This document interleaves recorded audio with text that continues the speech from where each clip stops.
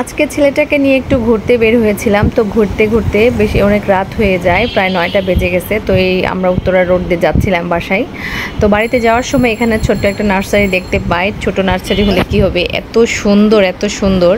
তো দেখে আমার খুব ইচ্ছা করলো একটু নামি। আমি আমার খুবই গাছ ভক্ত, আমার খুবই পছন্দ গাছ, সবুজ গাছ এবং ফুল। আমার মানে এগুলো দেখলেই কেমন জানি অন্তরের মধ্যে একটা ঝড় উঠে যায়।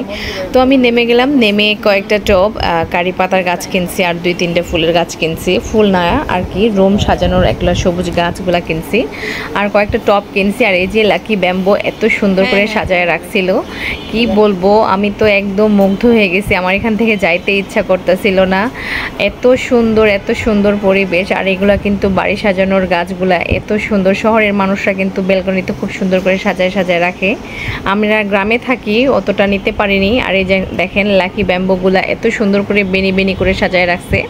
আর এই যে এই গাছগুলোর থেকে আমি একটা গাছ নিয়েছি, এই গাছগুলোর নাম আসলে জানি না, আপনারা যদি জেনে থাকেন অবশ্যই কমেন্টে জানাবেন। আর এই যে লাকি ব্যাম্বো এত পছন্দের গাছগুলা, আমি তো গাছের ভক্ত একদম, কি বলবো। আমার যদি আল্লাহ পাক কখনো বাড়ি করার ভালো মতো বাড়ি করার তৌফিক দান করে, অবশ্যই আমি গাছগুলা দিয়ে পুরো বাড়িটা সাজিয়ে রাখবো। দোয়া করবেন সবাই।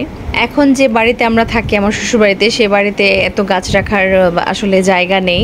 আর গাছগুলা যখন স্পর্শ করতেছিলাম মনে হচ্ছিল আমার অন্তরের সাথে একটা ছোঁয়া দিয়ে গেল। এত পছন্দ আমার, এত প্রিয় গাছ।